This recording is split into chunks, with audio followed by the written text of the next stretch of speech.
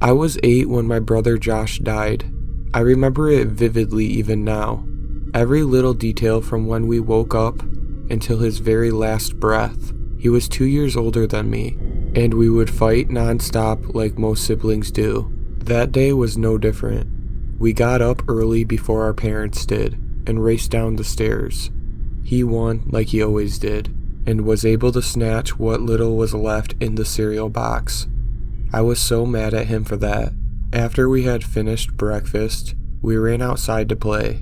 It was a warm summer morning, and I can still imagine that wall of heat hitting me as I opened the front door. We played for hours without pause, and it remains one of the best memories I have of him. He died around noon. A long drop, a crunch, and a snap. It all happened so fast. I just stood there, frozen, watching as the pond of blood grew and listening intentionally as his final, wheezing breath left his broken body. Shock, my parents said. I was in shock. They couldn't get me to speak for weeks. I observed when the ambulance arrived, the paramedics and the firemen running around shouting hysterically, then the sirens dying out in the distance. My mom and dad left sobbing inconsolably. I stood in silence as the funeral came. I held my breath as they lowered the coffin into the awaiting depths, and only after I saw the headstone loom before me could I allow myself to talk again. We moved shortly after the funeral. My mom could no longer stand living in the house. My dad reluctantly agreed, but kept telling her that they would be losing money on the sale. Mom didn't care. No amount of money could have persuaded her to stay, to live on the property that stole her Josh from her. I knew then that nothing would ever be the same again. The new house was quite a bit smaller than the old one, but I liked it. It was cozy and sweet, and had sort of a old cottage vibe to it, and even though I missed Josh, I was happy to have a bedroom to call my own, to decorate as my own, to grow up in. Days, weeks, and months passed, and not much changed. There was an aura of gloom about the family, a lingering grief that wouldn't quite let go. It was like the days just faded into nothing, like none of us really were there. Originally, I thought that was the reason it came. It was drawn to our grief, to our constant, ever-present sorrow. The first time it came from the walls was 3 months after Josh's death. It was a day like all the others, gray and uneventful, and I had drifted off to sleep later than usual. My body may be somehow aware that there was something unnatural nearby. I awoke in the darkness by an unidentifiable sound, somehow coming from all the walls at once. It was sort of a soft clicking sound, rising in pitch, then lowering again. I had never heard anything quite like it, and I sat up in bed squinting, trying to make out where it could originate from. After a few minutes, my eyes were slowly adjusting to the darkness, and my gaze was drawn to a hole in the wall. It was just a tiny knot hole, maybe an inch or two, but for some reason, I was convinced it was the source of the sound. I sat there for minutes, trembling, just staring into the hole, not knowing why. Then I noticed it started widening, yet inexplicably remaining the same size. I crept under my sheets in fear when the head squeezed through. I just lay there, frozen, unable to move or make a sound. I could hear it moving around out there, like it was exploring, searching. I must have stayed under the sheets for hours before I finally just passed out. The next morning I jolted awake with a scream, and immediately ran to tell my parents about it. They dismissed it, of course, just some vivid dream caused by an overreactive imagination, they were sure. I tried to reason with them, but soon just gave up. They just wouldn't listen. This kept happening for weeks. I would wake up to the soft clicking sound, stare at the hole, and hide under my sheets when I saw the head emerge. I could never get a good look at it. I was far too frightened, but it was completely bald and the skin had an ashen gray complexion to it. I could never really judge the dimensions of it because of the impossible nature of its arrival.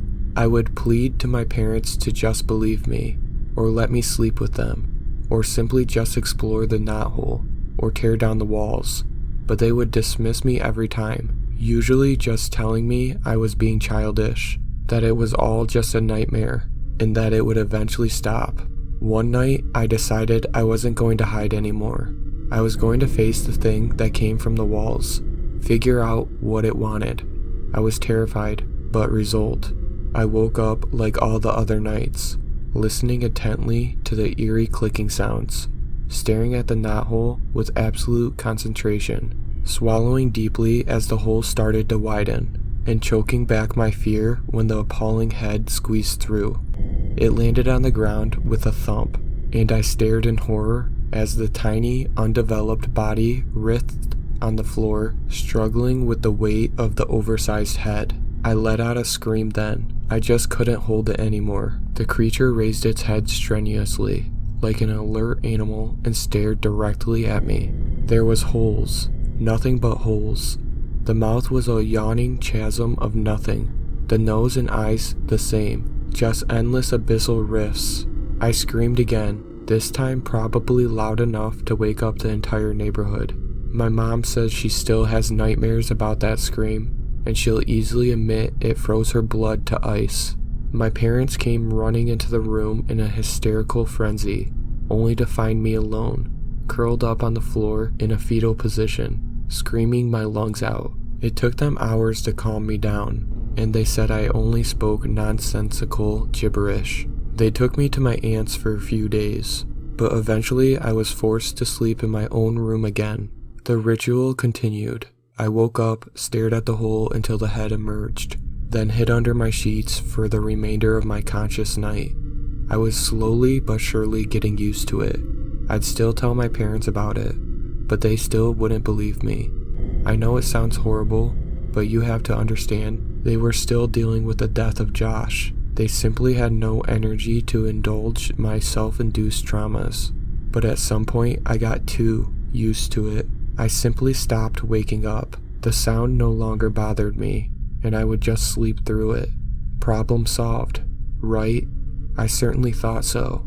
Until I woke up one night with the thing on top of me, staring me right in the face. Those endless abyssal eyes swirling away. The gaping chasm of a mouth hovering inches above. I was too mortified to scream, my body now somehow unable to move at all. As an adult, I could have simply written it off to some extreme form of sleep paralysis, if it wasn't for the next part.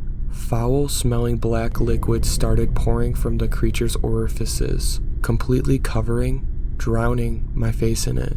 My mouth was filling with the awfulness of it, and at some point I swallowed some, just to catch my breath. The taste was that of death, of decay and rot. I was panicking, desperately trying to move, scream, do anything at all, but I couldn't. I was trapped, and sooner or later, I just passed out. I woke up in a pond of the black liquid. I showed my parents the foul stuff and explained what had happened. My dad said they had seen some signs of leakage around the house, so it must have been that. Just some stale, putrid water seeping through the roof.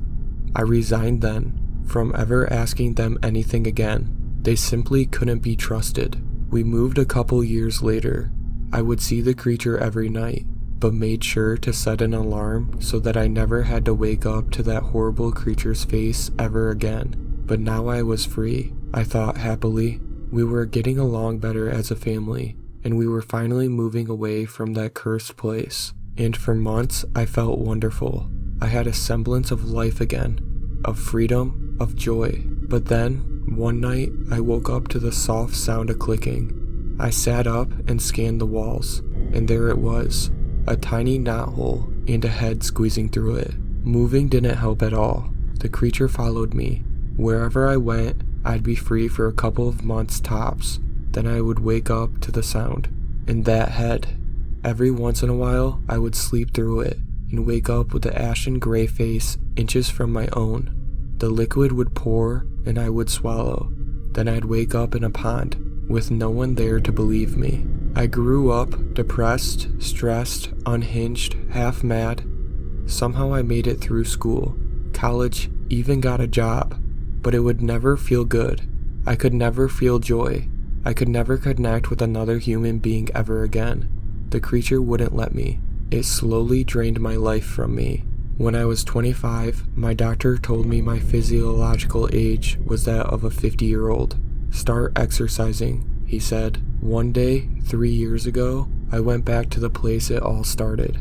I had known for years already, maybe even always, what caused it, what brought it to me, what it was. But I could never take it in, never admit to it, never confess. And that was always the reason for my punishment. I stood by the gaping chasm of the abandoned dried up well where Josh had fallen in, staring into the depths. I remember every moment of that day, every detail vividly. I remember playing hide and seek, and I remember hiding behind the garage. I remember seeing Josh look for me around the well. He stood so close, so dangerously close. Then I remember how mad I was at him for eating the last of the cereal, and I remember creeping up behind him and pushing him with all my might. Then an endlessly long drop and a loud crunch, a blood-curdling snap. "I am sorry, Josh," I said then. "I didn't mean to do it. I thought it was just water." But his vengeance is endless. Endless like that drop. Endless like the black of the creature's eyes. Endless like my suffering. I will go to sleep tonight. Every night, forever, and it will come from the walls.